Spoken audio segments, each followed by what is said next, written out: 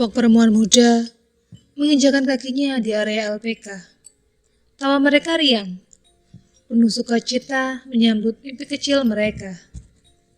Kegembiraan makin bertambah ketika mereka bercengkrama dengan siswi lain dari beragam daerah. Saling menyapa kemudian berkenalan. Tak dihiraukan penat yang menyelimuti raga, karena bahagia adalah tercapainya harapan dan impian. Akhirnya kelelahan mulai menghinggapi tubuh mereka hingga berbalut keringat. Peluh pun mulai mengaliri kening dan pelipis yang tak lagi bersih penuh debu. Ada keinginan tak tertahankan untuk meluruskan kaki-kaki panjang mereka di ranjang berkasur empuk. Tubuh mereka butuh istirahat. Waktu beranjak cepat hingga di ujung senja. Pelatihan di hari pertama usai sudah. Mereka segera berlari menuju asrama putri. Tiba di depan asrama, mereka pandangi bangunan tua berwarna kuning pucat itu. Sebuah bangunan dengan arsitektur klasik dan berjendela kayu jati. Pintu kayu berdiri kokoh menanti penghuni asrama untuk masuk. Di atasnya bertuliskan Asrama Putri dengan tulisan italik. Tepat di depan pintu masuk, tiba-tiba berdiri bulu roma para siswa. Entahlah, ada aura berbeda yang sangat tidak nyaman yang mereka rasakan. Kulit tangan mendadak dingin, meremang, dan merinding tanpa sebab. Mereka mengucapkan salam, namun tak terdengar jawaban dari penghuni asrama. Rupanya kamar-kamar masih sepi. Mereka 10 calon siswa asisten perawat yang akan menghuni asrama ini dan harus tinggal selama setahun lamanya. Ada rasa yang aneh ketika mereka memasuki kamar masing-masing. Begitu juga yang dirasakan oleh Nina, siswa dari Pemalang. Kenapa tubuhku terasa dingin dan tidak nyaman sama sekali, pikirnya. Ia perhatikan isi kamar satu persatu. Tak ada yang aneh dengan kamar ini. Tapi kenapa kulit tanganku terasa dingin dan kaku? Rasa kantuk yang tadi tak mau kompromi pun tiba-tiba lenyap tak berbekas. Gumamnya dalam hati. Dia lihat jam dinding, pukul 5 tepat. Tiba-tiba saja dia dikejutkan oleh suara jeritan dari sebuah kamar. Nina pun segera berlari ke arah suara itu berasal. Ternyata jeritan Lia di kamar sebelahnya. Langkah Nina langsung terhenti seketika begitu melihat tubuh Lia mengejang, meronta, tapi tetap tak mampu bergerak dengan posisi kedua tangan seolah sedang diikat kuat-kuat. Matanya mendelik merah dengan suara gemuruh antara jeritan dan erangan. Ah! Seluruh siswa penghuni asrama yang mengerumuninya segera mundur ke belakang. Tak ada satupun berani mendekat. Bahkan satu persatu lari ketakutan. Panggil ibu asrama, perintah salah satu siswa kepada Nina yang berdiri mematung. Tak tahu hendak berbuat apa. Wajah Nina pucat pasi, tubuhnya gemetaran, dan jantungnya berdetak tak karuan. Nina pun segera berlari mencari ibu asrama dengan nafas memburu. Namun ketika Nina kembali ke kamar Lia bersama ibu asrama, Lia sudah normal kembali. Tak ada jeritan atau erangan. Yang terlihat hanyalah tangisan Lia sambil meracau dan meringkuk ketakutan sambil menutupi wajahnya yang putih. Ada yang mengikatku, ada yang mengikatku, teriaknya. Siapa? Tanya Nina dan teman-temannya. Seorang wanita yang berambut panjang, wajahnya pucat dan giginya mengkilat. Pokoknya aku mau pulang, jawabnya sambil menangis. Namun permintaan Lia urung diteruskan ketika teman-temannya mengingatkan tujuan mereka ke asrama yang mengharuskan belajar di sini. Lia pun akhirnya terdiam, namun isak tangisnya tak jua berhenti. Menjelang Isya, Retno yang merupakan siswa paling berani di antara mereka tengah mencuci piring. Namun tiba-tiba dia mendengar suara gedor-gedor dari bawah wastafel. Seperti suara seseorang mengetuk-ngetuk dengan palu. Berulang-ulang, Terus hingga dia kaget. Lalu menjerit-jerit minta tolong ketika dia merasa ada yang menyeretnya ke belakang. Seluruh siswa pun akhirnya berdatangan. Terlihat Retno diseret-seret oleh wanita berambut panjang dan bergaun putih. Lalu diikat pada tiang dapur. Retno pun meronta-ronta dengan jeritan meminta tolong. Dan di atas tiang penyangga, duduk dua wanita pucat berambut panjang dengan kaki terjuntai ke bawah dan diayun-ayunkan sambil tertawa cekikikan. Semua mata para siswa pun terbelalak tak percaya dengan apa yang mereka lihat. "Kuntilanak!" seru semua siswa sambil berlarian tak tentu arah.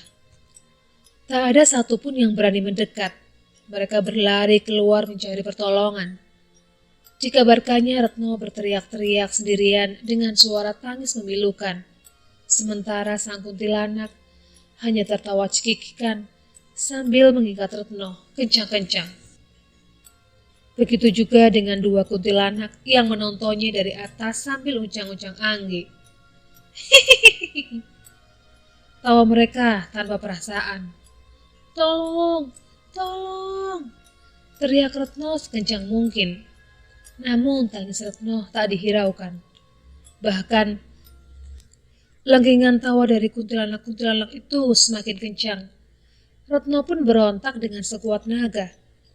Ditendangnya kuntilanak itu dengan kakinya yang kecil. Namun tidak mengena sedikit pun.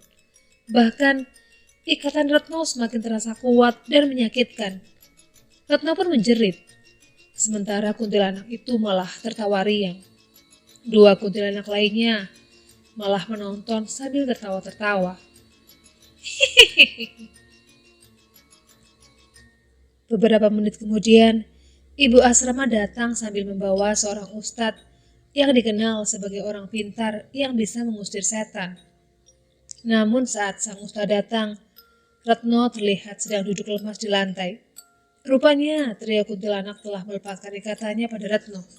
Terlihat Retno menangis ketakutan sambil mendekap dua kakinya dan menelungkupi mukanya. Retno dipapah oleh ibu asrama dengan lembut. Setelah sang ustadz membacakan doa-doa dan ayat kursi, para siswa disarankan untuk menerangi seluruh ruangan di malam hari dengan lampu neon yang bersinar putih terang. Bukan lampu bolam yang sinarnya kuning dan redup. Kata sang ustadz, setan sangat menyukai lampu yang bersinar redup dan tidak terang. Esoknya suasana asrama menjadi lebih tenang tanpa gangguan. Namun 2 hari kemudian, asrama dikejutkan lagi oleh suara jeritan Wulan yang tengah menerima telepon. Beberapa kali Wulan menjerit-jerit, namun tak dilepaskan genggamannya dari gagang telepon tersebut. Setengah jam kemudian, Wulan baru bisa melepaskan gagang teleponnya sambil menangis histeris. Kemudian dia bercerita bahwa ada yang menelponnya menggunakan private number. Suara yang dia dengar sangat aneh dan menakutkan. Ada suara dentuman, lengkingan, teriakan, cekikikan, dan gemuruh hingga Wulan menjerit-jerit. Esok harinya lagi banyak siswa penghuni asrama yang menjerit-jerit juga karena melihat banyak kuntilanak berseliweran di dalam asrama. Ditambah lagi suara ketukan palu yang memekakan telinga hampir di seluruh penjuru ruangan asrama, mulai dari kamar, dapur, hingga ruang tamu. Dan suara itu lebih sering terdengar dari kamar mandi. Hal itu yang membuat para siswa ketakutan dan tidak mau tidur dalam asrama. Mereka beramai-ramai tidur di kantor LPK. Namun tak berapa lama, suara ketukan menjalar pula hingga ke kantor LPK. Sehingga para siswa semakin ketakutan dan tak bisa tidur nyenyak. Melihat para siswa enggan memasuki asrama, akhirnya pihak LPK mengundang Ustadz kembali untuk mengusir setan-setan pengganggu. Setelah memberi doa-doa dan menelusuri seluruh kompleks asrama, sang Ustadz pun berkata, "Usahakan kalian semua sebagai penghuni asrama untuk memperbanyak membaca ayat kursi. Makhluk-makhluk halus penghuni asrama berasal dari pohon mangga tua di depan SD, samping gedung LPK. Mereka suka iseng dengan mengganggu para siswa baru yang menghuni asrama. Akhirnya semua siswa mengamalkan perintah sang ustadz dengan membaca ayat kursi setiap hari. Alhasil suasana asrama kini mulai kondusif. Tak lagi terdengar jeritan-jeritan para siswa. Namun begitu, masih ada saja siswa yang merasa terganggu, seperti suara-suara ketukan palu yang dihantamkan di meja, tembok, atap, bahkan lantai. Sebagian siswa juga masih merasakan hadirnya seseorang di sekitar asrama yang tak terlihat wujudnya. Salah satu yang merasakan hal itu adalah Laila. Siang itu sekitar jam 12 siang, Laila memasuki asrama sehabis pelatihan. Aura menyeramkan di ruang tamu terasa sekali, hingga bulu kuduknya terasa meremang. Dia merasa di belakangnya ada yang mengikuti, namun begitu menoleh, tak dilihatnya seorang pun di sana. Saat masuk ke kamar, tiba-tiba hawa dingin menerpa tubuhnya. Padahal suasana siang itu begitu terik. Dia merasa ada yang mengawasi dirinya, namun tak didapatinya seorang pun di kamar. Untuk mengurangi rasa takut, dia kemudian menyalakan musik dari ponsel sekencang-kencangnya. Hampir seluruh siswa di asrama merasakan hal yang sama. Akhirnya mereka sepakat untuk bersama-sama, meskipun mandi harus berdua, sambil menyalakan musik sekeras-kerasnya, agar suara ketukan palu yang hampir terdengar setiap hari tak masuk ke telinga-telinga mereka. Begitu terus suara yang menemani para siswa penghuni asrama setiap harinya.